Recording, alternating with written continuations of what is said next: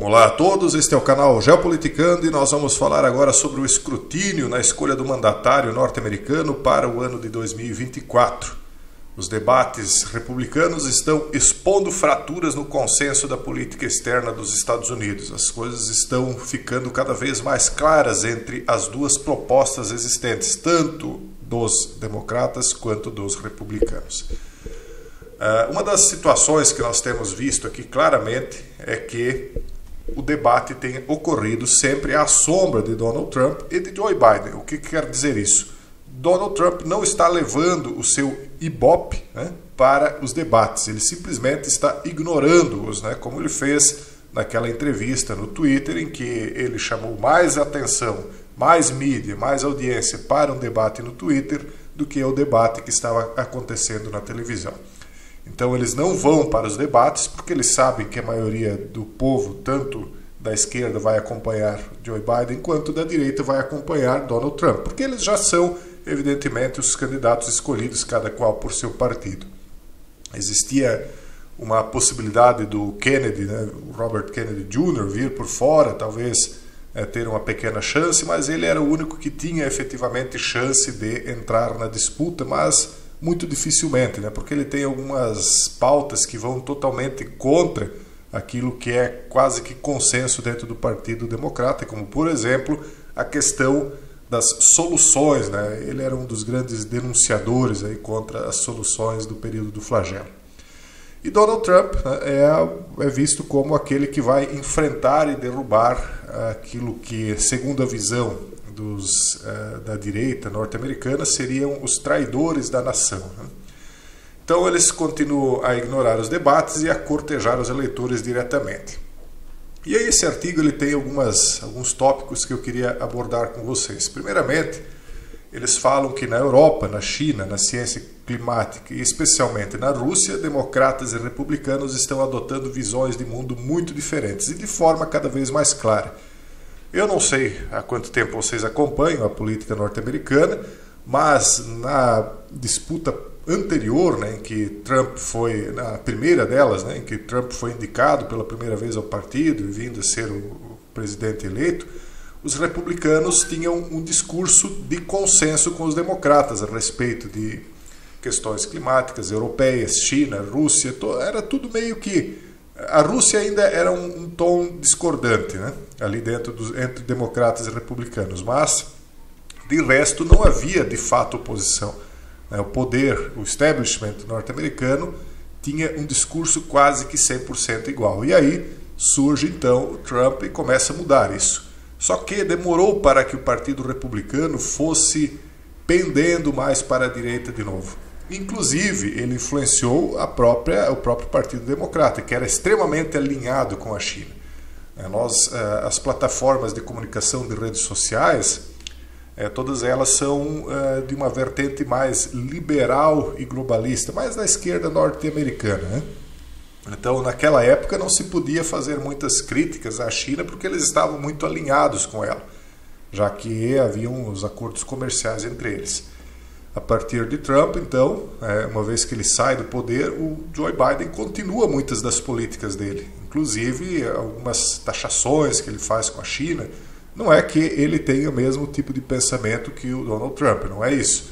Mas como o Trump puxou os eleitores mais à direita, inclusive o próprio eleitorado da esquerda começou a vir mais à direita e a criticar a China, a esquerda norte-americana precisou fazer o mesmo, Mas ela é criticada, como diz aqui nesse subtítulo, de ainda continuar sendo suave com a China. É o que os republicanos usam, como argumento para conquistar o eleitorado, principalmente o eleitorado mais de centro. Eles dizem coisas como: precisamos declarar a independência da China, porque eles são dependentes do comércio das fábricas chinesas. Ou eles dizem coisas como: os Estados Unidos estão numa guerra fria com a China. Republicanos e democratas concordam que a política dos Estados Unidos em relação à China deve ser dura, mas a política da administração Biden é investir nos Estados Unidos, alinhar-se com os aliados dos Estados Unidos e competir com o rival estratégico da América. Donald Trump rejeitou a estratégia econômica de Biden para investir nos Estados Unidos e outros principais candidatos à nomeação republicana seguem esta linha. Eu não sei quem é que escreveu esse artigo, a doutora não sei das quantas aqui, mas ela está totalmente equivocada. A política de investimentos dentro dos Estados Unidos, que era o Make America Great Again, era do Trump, não do Joe Biden. Então, é exatamente o contrário do que ela está falando aqui.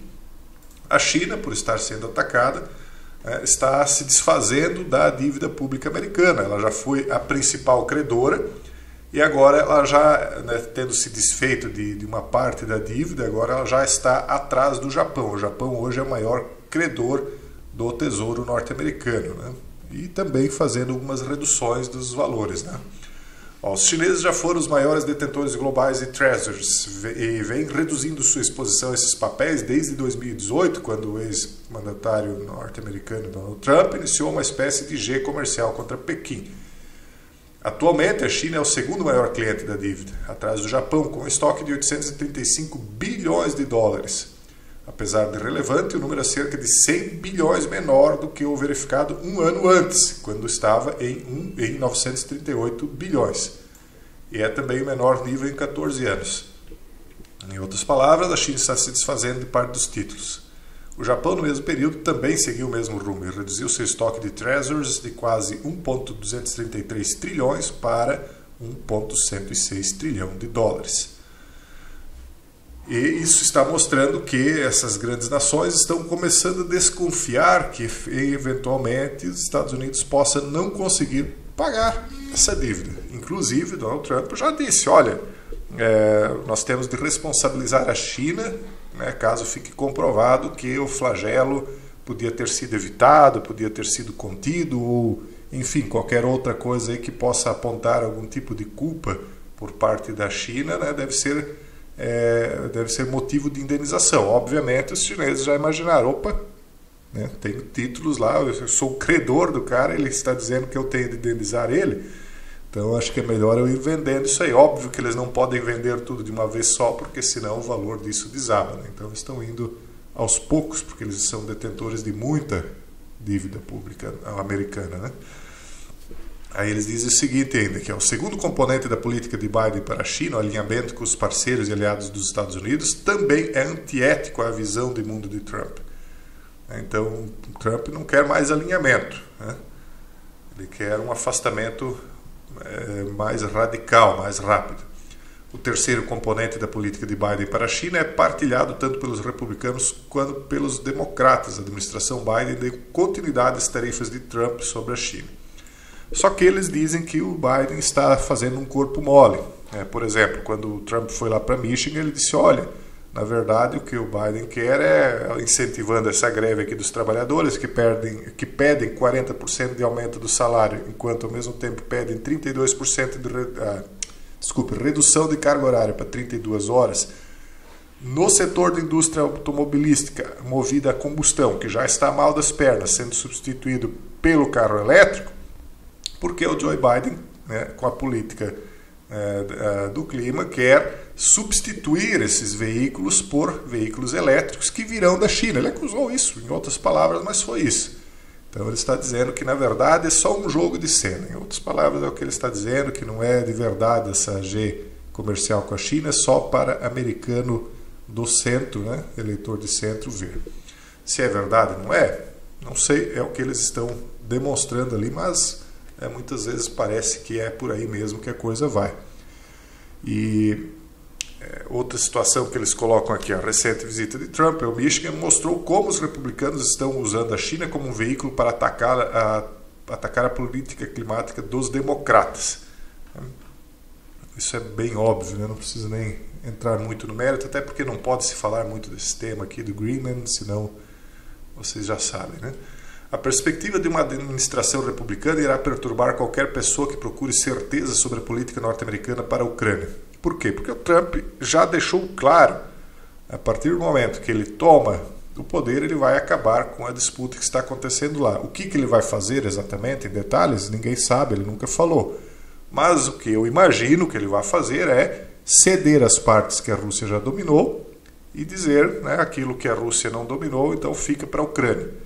É ceder terras e acabar com o conflito. Os russos vão se dar por vencedores, né? Vão dizer, olha, vencemos e tal, conquistamos esse território, porque para eles também não é vantagem continuar o conflito, e o Putin vai poder discursar, né, internamente que foi o vencedor, todo mundo vai ficar contente, o Ocidente fica contente porque também já não aguenta mais colocar dinheiro nisso aí, e infelizmente, né, os grandes prejudicados, como eu venho dizendo desde o começo, são os próprios ucranianos, né, que estão sendo feitos aí de saco de pancadas pelos dois lados, né. O que eu tenho pena de fato são deles, né, que foram usados nessa disputa aí, colocados no meio dessa grande...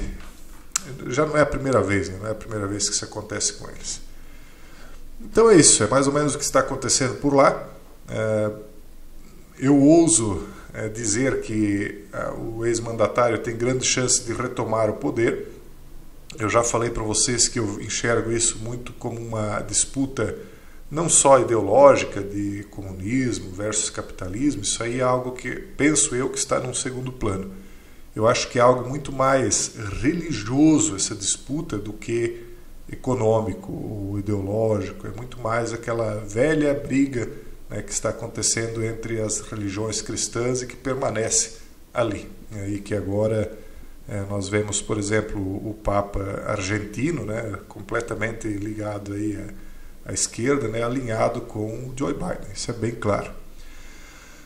Mas é isso, pessoal. Esse é o vídeo de hoje. Um forte abraço a todos e até o próximo vídeo, se Deus quiser.